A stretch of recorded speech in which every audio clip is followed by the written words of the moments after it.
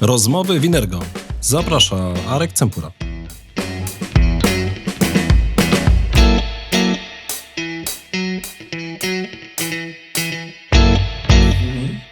Dzień dobry wieczór się z Państwem, bo nigdy nie wiem, kiedy tego słuchacie albo oglądacie. Arek Cempura i Rozmowy Winergo.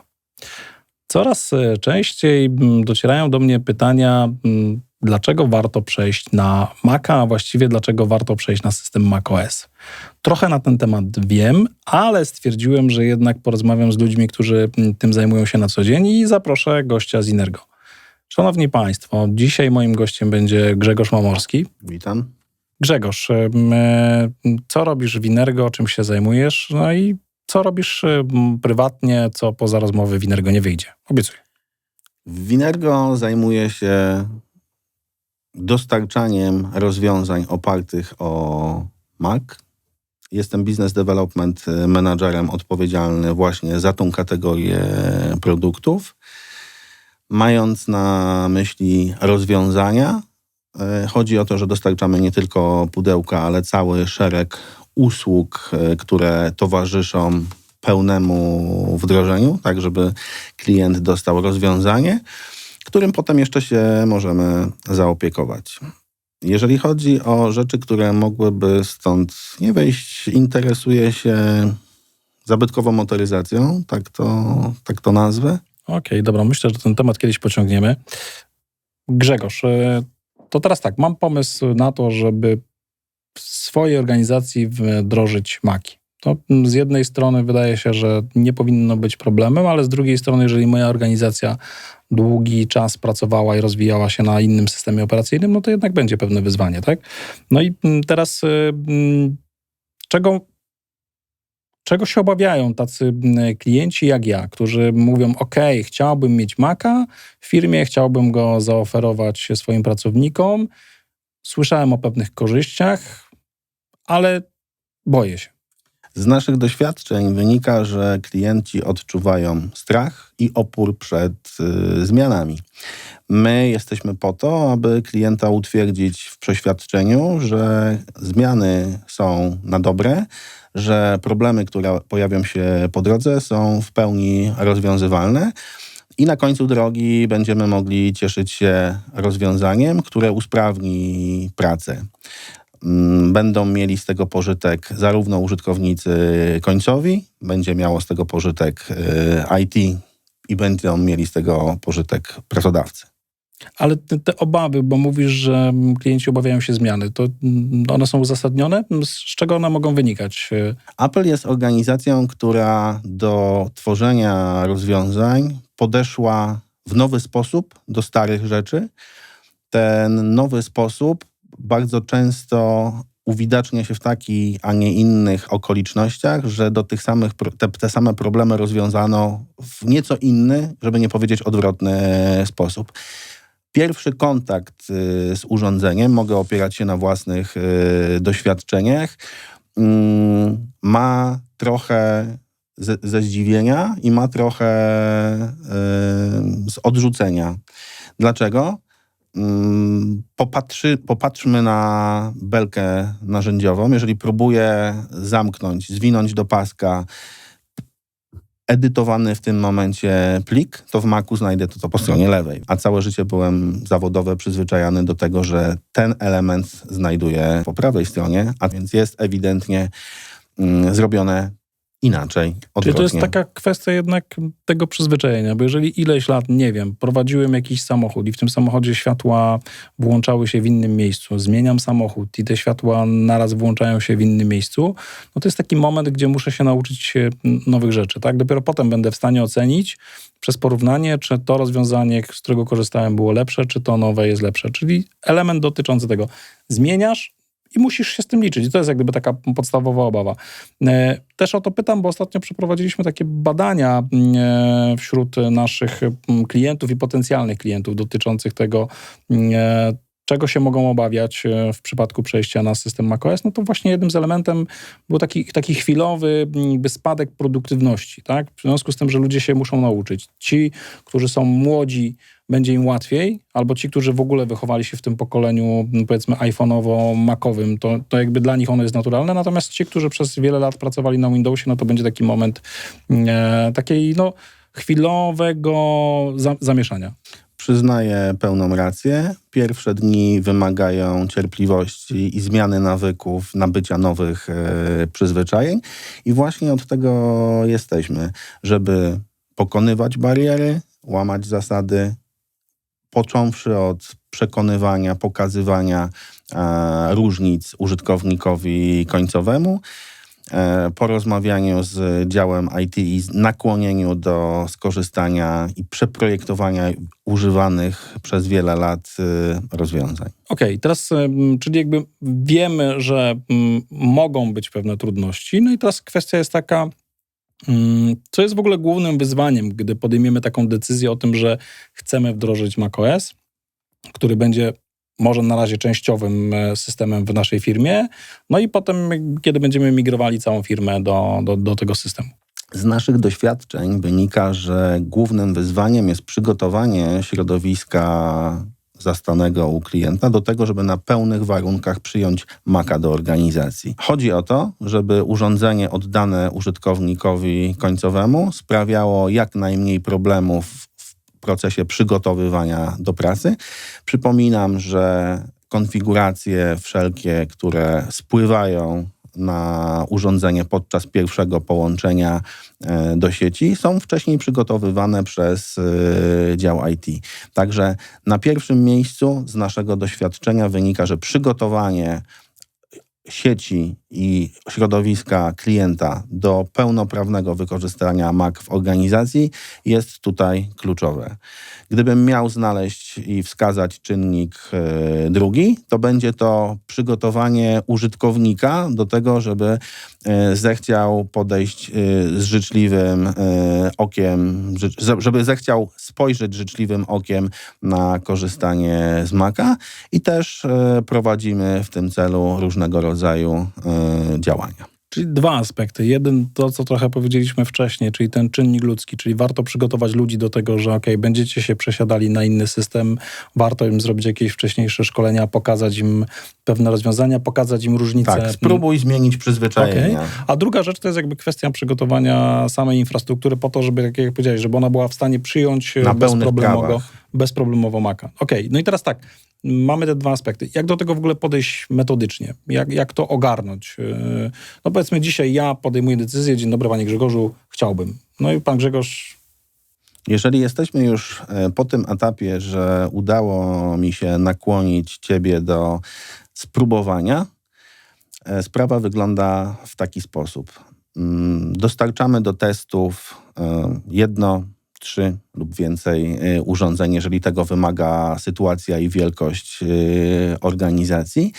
I będziemy oceniać przydatność Maca i jego kompatybilność z wykonywanymi pracami. Chodzi o to, żebyś miał okazję ty i twoi pracownicy przekonać się, czy wykorzystywane aplikacje funkcjonują na takim satysfakcjonującym poziomie, funkcjonują na satysfakcjonującym was poziomie.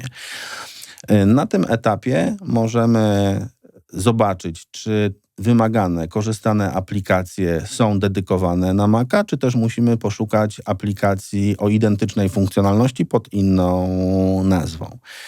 Po tym etapie takiego wstępnego testu będziemy zmierzać w kierunku pilota. Pilot to taki etap wdrożenia, który pokazuje w rzeczywistych warunkach, z rzeczywistymi uwarunkowaniami sieciowymi i infrastrukturalnymi, czy Mac funkcjonuje w tej organizacji prawidłowo. Na tym etapie pojawiają się wszelkiego rodzaju rozwiązania dla napotkanych problemów. Na tym etapie te rozwiązania, te problemy rozwiązujemy.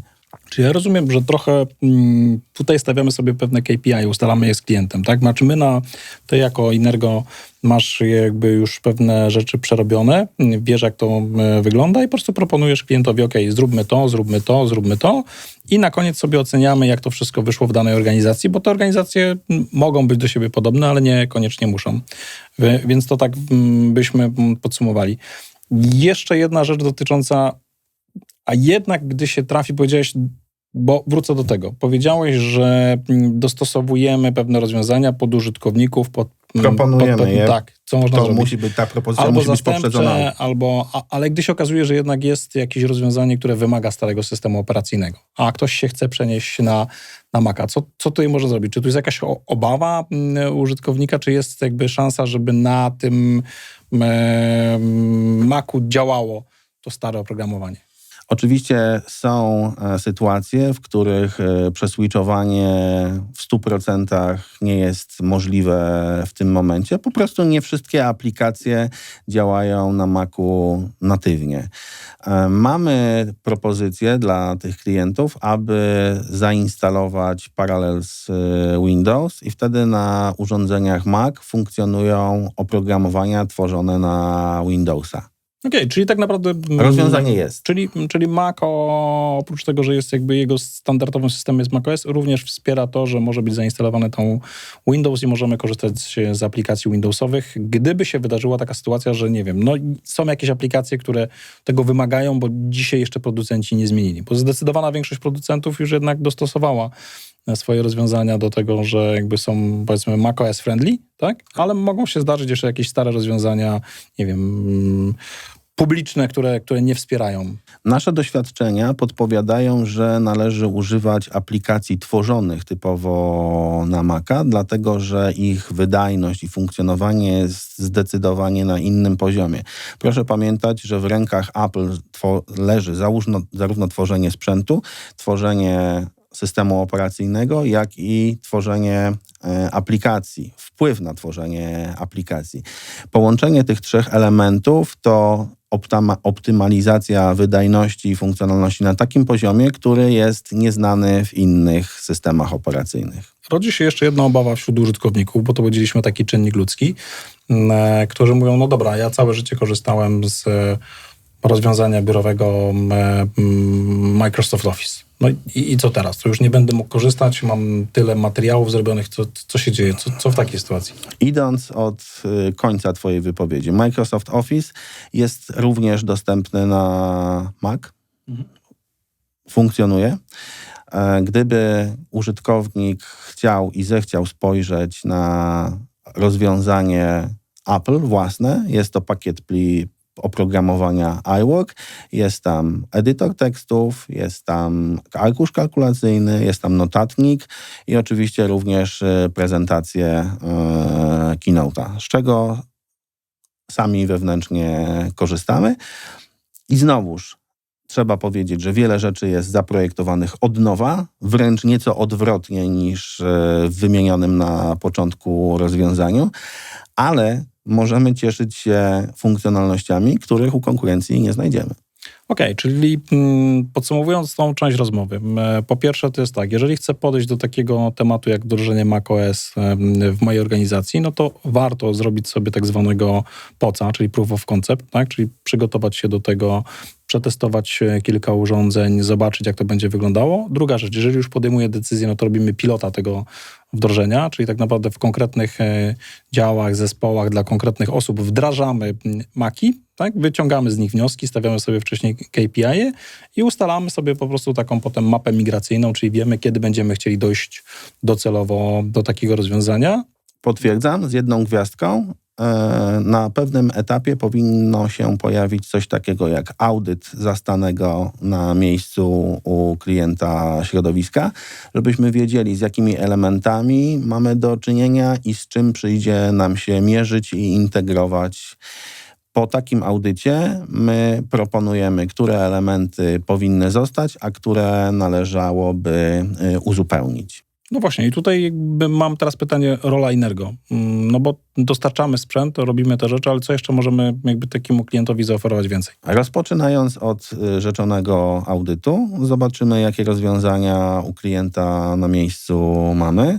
Oprócz dostarczania pudełek dostarczymy usługi, które sprawią, że Mac będzie zarządzalną flotą urządzeń. Mam na myśli usługi MDM. Możemy zająć się wdrożeniem, a także opieką posprzedażną. Nasz helpdesk jest w stanie przyjmować zgłoszenia, które już się pojawią od klientów, tam je kwalifikować. Jeżeli problem dotyczy sprzętu, nasz własny serwis autoryzowany Apple rozwiązuje te problemy. Jeżeli jakieś incydenty dotyczą funkcjonowania środowiska, no to nasi inżynierowie są w stanie pomóc w tym zakresie. Okej. Teraz mamy już przygotowane to wszystko do wdrożenia. Często się mówi o czymś takim jak Mobile Device Management w związku z Applem. Co to jest? Do czego to służy? Jakie to korzyści przynosi organizacji? W naszej rozmowie padło już sformułowanie usługa MDM. Chodzi o to, żeby wydanie urządzenia było absolutnie pozytywnym doświadczeniem dla użytkownika końcowego i było maksymalnie proste dla całej organizacji. Mam na myśli już rzeczonego użytkownika końcowego, mam na myśli również dział IT, który odpowiednio wcześniej przygotuje te konfiguracje i profil, który zostanie przewidziany, stworzony dla konkretnej grupy użytkowników. Mam na myśli konfigurację chociażby poczty elektronicznej, dostęp do zasobów wewnętrznych, takich jak intranet, listę aplikacji, które będą wykorzystywane przez osobę pracującą na konkretnym stanowisku. To planuje się zdecydowanie wcześniej. I teraz tak, taka usługa MDM pozwala na tworzenie profilu dla konkretnej grupy użytkowników i efekt przygotowania widzimy w momencie, kiedy wydajemy urządzenie użytkownikowi końcowemu. Może to być prosto z naszego magazynu wysłane urządzenie na drugi koniec Polski czy na drugi koniec świata i ktoś, kto wpisze nazwę użytkownika, hasło, prowadzony przez asystenta instalacji od klikaniu paru ekranów, które notabene też IT jest w stanie zaplanować, ile ich będzie i czego będą dotyczyć. Przy pierwszym połączeniu z siecią urządzenie odpyta serwer MDM i serwer MDM wyśle taką konkretną konfigurację. Użytkownik końcowy nie musi znać niczego więcej oprócz nazwy użytkownika i hasła. Co ciekawe, dodam jeszcze, że w momencie, kiedy takie urządzenie po drodze między magazynem a użytkownikiem końcowym, po drodze napotkałoby na sytuację i znalazło się w niepowołanych rękach, ten ktoś nie może tego urządzenia wykorzystać, włączyć. Będzie po prostu zwykłą podkładką. Czyli biorąc pod uwagę tak, z jednej strony MDM pomaga jakby w takim onboardingu i w outboardingu, bo możemy dodać i wyłączyć użytkowników, tak?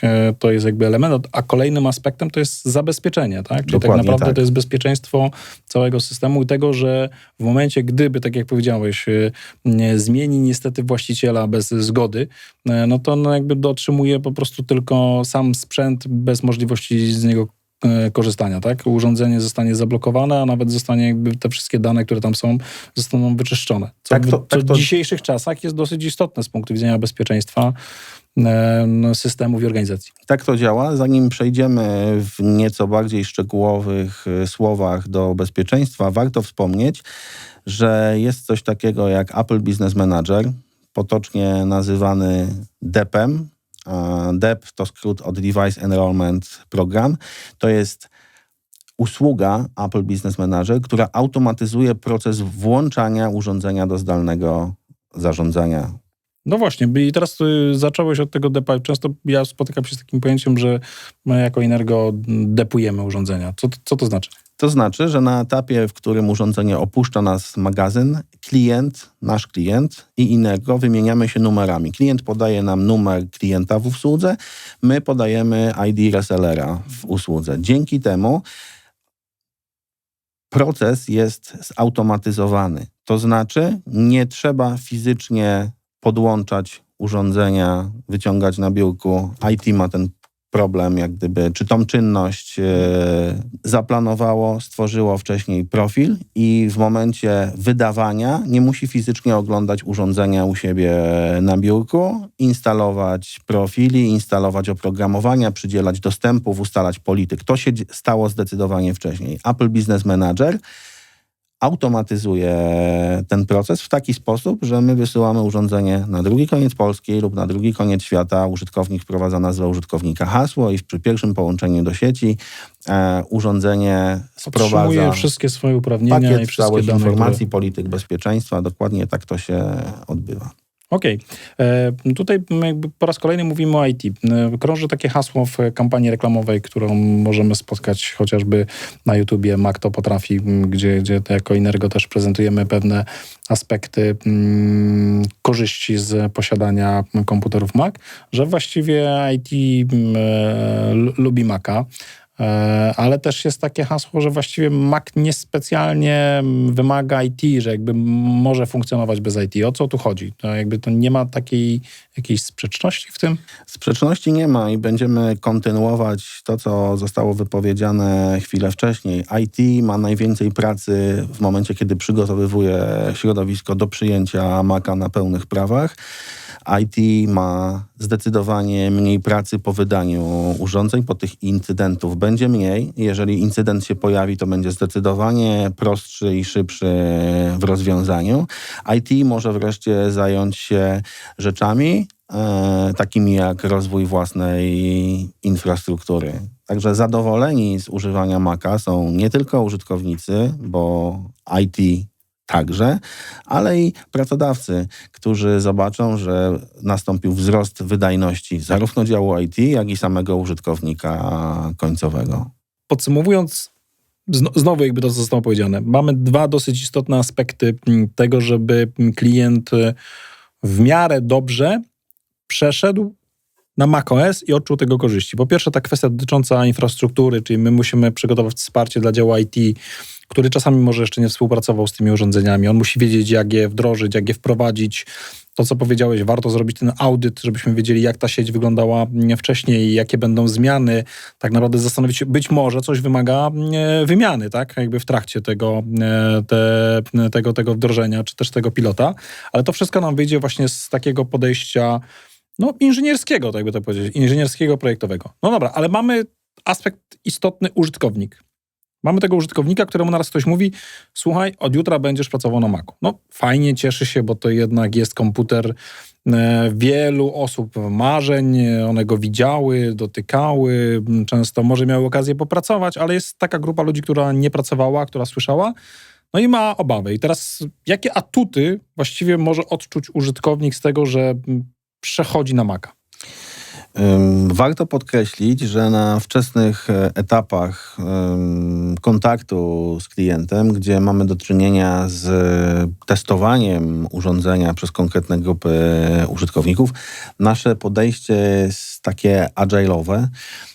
Znaczy to, że wszelkiego rodzaju problemy, uwagi, sugestie ze strony klienta, czy czegoś brakuje, czy coś się robi w jakiś taki niewygodny dla klienta sposób, możemy spróbować zmieniać, nie wiem, poszukując innych rozwiązań. Natomiast warto podkreślić korzyści dla użytkownika, które będą płynęły z użytkowania Maca. Czas pracy na baterii jest to 1 dzień pracy w oddaleniu od źródła energii, jakim jest gniazdko. Udaje się takie rzeczy uzyskiwać między innymi dzięki optymalizacji. Nowe, bezpieczne procesory, wysokowydajne, pozwolą nam tak oszczędzać i tak zarządzać energią, że wystarczy na swobodną pracę przez cały dzień. Warto podkreślać, że Mac może być zawsze aktualny. Kupując Maca mamy pewność, że producent dostarcza przez kilka ładnych lat aktualizacje do oprogramowania i mam tu na myśli upgrade'y do najnowszej wersji macOS-a, a także upgrade'y software'u, które są, bym powiedział, łatkami zapewniającymi bezpieczeństwo w przypadku wykrytych drobnych dziur w systemie, takie nazwy. Dobrze, czyli tak naprawdę użytkownik odczuwa korzyści, czyli po pierwsze tak naprawdę ma wysokowydajny komputer, ma też komputer, który jest stabilny, tak? Bo to co powiedziałeś tam znacznie wcześniej, że tak naprawdę działa IT po wdrożeniu macOS-a ma mniej pracy właśnie związanej z tym helpdeskiem. Tutaj będę zapraszał na naszą rozmowę. Poszukajcie w rozmowach Inergo. Będzie rozmowa z użytkownikiem zarządzającym tymi systemami, także warto posłuchać, co mówią praktycy. To nie jest tylko kwestia reklamowa i sama teoria. Dobrze, czyli mamy tak naprawdę wydajny, dobrze skonstruowany komputer, bezpieczny do tego. I to jest wszystko to, co użytkownik powinien odczuć, tak? I dajemy mu też wsparcie na zasadzie pewnych szkoleń, ćwiczeń, poradników, jak po prostu przez to wszystko sprawnie przejść. Użytkownik i IT powinni mieć świadomość o jeszcze jednej znaczącej sprawie, mianowicie chodzi o oddzielenie sfery prywatnej od sfery służbowej. Część organizacji, między innymi nasza, pozwala użytkownikom Apple używać swojego własnego prywatnego Apple ID. I to jest rzecz, to jest obszar, do której pracodawca i zarządzający absolutnie nie ma dostępu. Część organizacji wykorzystuje zarządzalne Apple ID, ale to rozległy temat na oddzielne rozważania i na osobną prelekcję. Wracając do rozdzielenia sfery prywatnej od sfery pracy, użytkownik może być pewny, że dane prywatne posiadane na służbowym sprzęcie są w pełni odseparowane od dostępu zewnętrznego i są w pełni bezpieczne. Tu powiedziałeś jedną ważną rzecz i myślę, że z punktu widzenia użytkownika to też jest ważne, bo po pierwsze to jest ta separacja danych firmowych od prywatnych, czyli wiemy, że możemy korzystać prywatnie z tego sprzętu, pracodawca daje nam na to zgodę, ale w jakiś sposób też chroni nas przed pewnymi zdarzeniami, które mogą wynikać z tego naszego prywatnego zachowania. Ale to, co jest istotne, to Apple daje gwarancję właśnie taką dużego bezpieczeństwa tego systemu, bo od wielu lat dba o naszą prywatność, czyli tak naprawdę stosuje pewne rozwiązania, które wspierają nas w zakresie, kiedy powiedzmy buszujemy po tym internecie i one zabezpieczają nas przed różnego rodzaju próbami włamania albo nawet pobrania naszych danych. Tak, to jest Apple na tym pracuje. Warto wspomnieć, jeżeli jesteśmy już przy bezpieczeństwie, o tym, że dane biometryczne, takie jak odwzorowanie naszej twarzy w postaci Face ID, czy odwzorowanie linii papilarnych na naszym palcu, to są dane biometryczne, które przechowywane są wewnątrz urządzenia. Odpowiada za to taki obszar chipsetu, który się nazywa Secure Enclave. Tam przechowywane są dane biometryczne. One nie krążą po sieci. W momencie, kiedy próbujemy odblokować urządzenie, działa to w taki sposób, że urządzenie czy czujnik odpytuje ten chipset, czy jest zgodność. Jeżeli tej zgodności nie ma, pozostaje nam ograniczona ilość prób do podjęcia, aby móc odblokować urządzenie. Po kilku nieudanych próbach czas, kiedy będziemy mogli spróbować ponownie, wydłuża się. Mało tego, odwzorowanie naszego kciuka czy naszej twarzy, tudzież kod, który tworzymy jako zabezpieczenie przed dostępem do danych posiadanych w urządzeniu, bierze udział w tworzeniu kluczy szyfrujących. Wszelkie dane posiadane na dysku naszego Maca są w pełni bezpieczne i są zaszyfrowane. Wyobrażając sobie ekstremalną sytuację, kiedy ktoś próbuje wyciągnąć zalutowany do płyty głównej dysk i odzyskać z nich dane, stoi na straconej pozycji, dlatego że żeby odszyfrować te dane, potrzebujemy klucz szyfrujący, który został stworzony na bazie odwzorowania twarzy, kciuka czy za pomocą kodu. Także jest tu wielopoziomowe, wielowarstwowe bezpieczeństwo, nad którym producent pracował od swoich wczesnych urządzeń. Zresztą tu jest jedna ciekawa rzecz, to polecam Państwu poszukania sobie też w internecie. Można też poszukać taki artykuł na stronie inergo.store.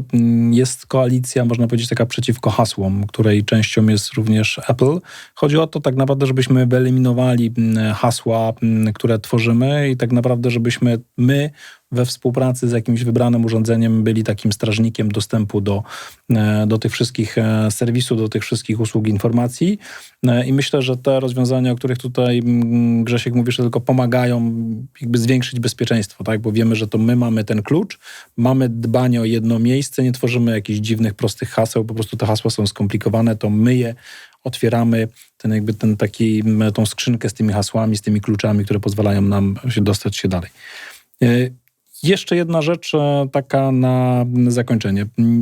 W ramach badań, o których już wspominałem, które robiliśmy, pojawiło się często takie zagadnienie, że klienci oczekują od dostawcy takich rozwiązań komputerów, powiedzmy szeroko pojętych, takiego czegoś jak, można powiedzieć, zapewnienia wsparcia w trakcie użytkowania, czyli to jest nie tylko to, co my robimy, czyli jakie elementów dotyczących serwisu takiego gwarancyjnego, pogwarancyjnego, ale również oczekują czegoś takiego, ja bym to nazwał takiego na wszelki wypadek. Co tutaj my jako Inergo możemy zaproponować? Jeżeli chodzi o kompleksowość naszej oferty, to należy dodać, że w razie awarii urządzenia mamy propozycje dla klientów w postaci usług naszego autoryzowanego serwisu Apple. Kontakt z helpdeskiem. Można to zgłaszać bezpośrednio do serwisu bądź przez helpdesk. Klienci są w odpowiedni sposób, mogą czuć się w odpowiedni sposób zaopiekowani i w razie potrzeby, która jak wiemy awaria nie jest nigdy niczym przyjemne, mieć jak najmniej niemiłych doświadczeń. Okej. A co w przypadku, kiedy ta awaria jest taka, nie wiem, związana z czymś, uszkodziłem sprzęt, coś się wydarzyło, co tutaj możemy zaproponować klientowi? Możemy zaproponować naszym klientom usługi w postaci Apple Care for Enterprise. Jest to usługa dostarczana na polski rynek przez samego producenta. Zawiera ona elementy rozszerzonej gwarancji w zależności od urządzenia. W przypadku Maców będzie to od 24 do 48 miesięcy od dnia zakupu urządzenia, co istotne i należy podkreślić.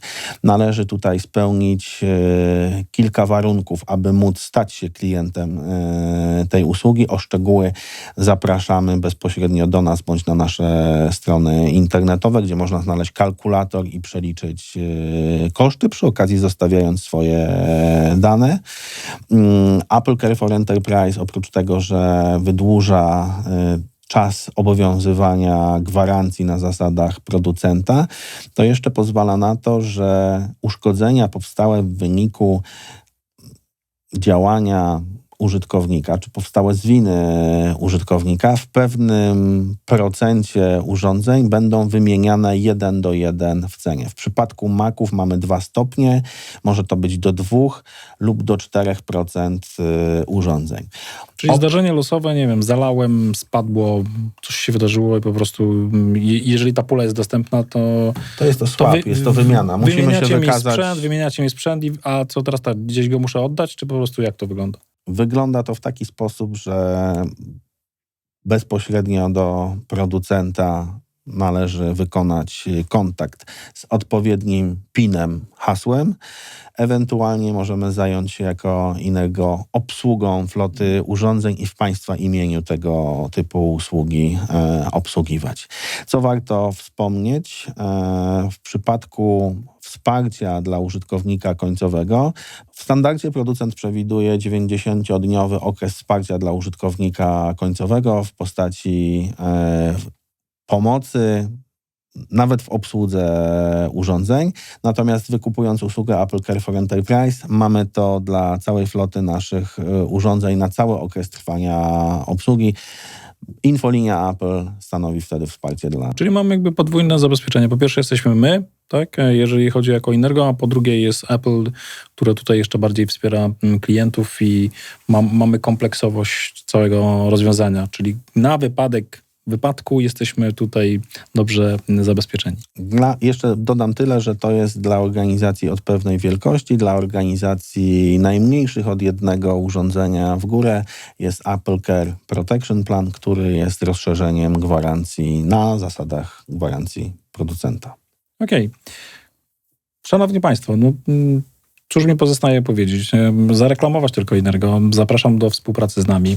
Tak jak tutaj usłyszeliście, to przejście na macOS możemy Wam ułatwić, możemy Was tutaj wesprzeć, przygotować cały proces. Możemy Państwu udostępnić sprzęt do testów. Możecie przetestować po prostu go w różnych obszarach swojej firmy. Będziecie wiedzieli, czego oczekiwać albo co należy zmienić.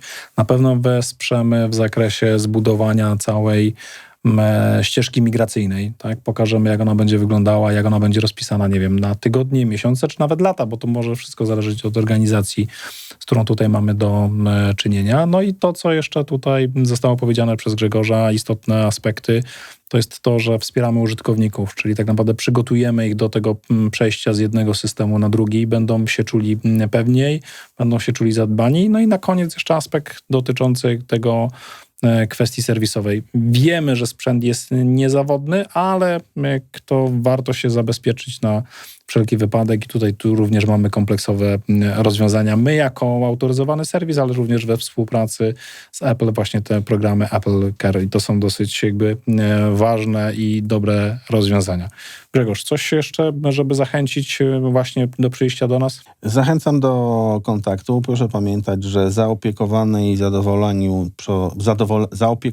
zadowolony po przeswitchowaniu na Mac będzie zarówno użytkownik końcowy, odnoszą z tego korzyści również pracownicy IT, no i oczywiście właściciele firm zobaczą wzrost wydajności, co za tym idzie oszczędności. Co ważne, mamy na to dowody, bo to nie są jakieś takie puste słowa, tylko tak naprawdę wiemy, jak spadło na przykład zaangażowanie helpdesku w poszczególnych firmach, kiedy przeszły na Maca, tak? Jak zwiększyła się stabilność pracy tych komputerów, także to są wszystkie aspekty, które warto wziąć w tak zwanym total cost of ownership, tak? Czyli popatrzeć na to, że to nie jest tylko cena pojedynczego urządzenia, ale tak naprawdę to jest przejście organizacji, to są wszystkie aspekty dotyczące tego otoczenia. No i to, co powiedziałeś, jeszcze kwestia bezpieczeństwa, tak? Jeżeli te komputery z definicji są na innym poziomie bezpieczeństwa, no to ta kwestia jakby inwestycji w dodatkowe elementy będzie mniejsza, chroniące, a dzisiaj wiemy, że niestety cyberprzestępczość to jest ta ciemna strona cyfrowej transformacji. Zdecydowanie tak, potwierdzam. Powiem więcej. Była część organizacji, która przeswitchowała się na rozwiązanie Apple i wykupiła u nas wsparcie adekwatne do używanego wcześniej dla innego systemu operacyjnego. Część z tych organizacji po roku, dwóch z tak szerokiego zakresu wsparcia po prostu zrezygnowała, bo nie było aż tylu incydentów i nie było możliwości wykorzystania takiego zakresu pomocy z naszej strony. Prosta oszczędność. Grzegorz, dziękuję Ci bardzo za rozmowę. Szanowni Państwo, ja zapraszam na inne rozmowy w Innergo. Tu wspominaliśmy też o procesorach nowych od Apple, czyli Apple Silicon.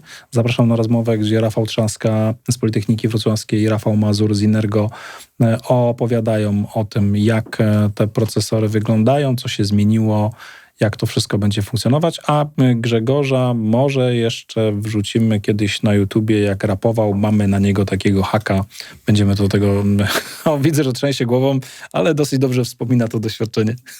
Czekam na komentarze. Dobrze, dziękujemy bardzo. Dzięki.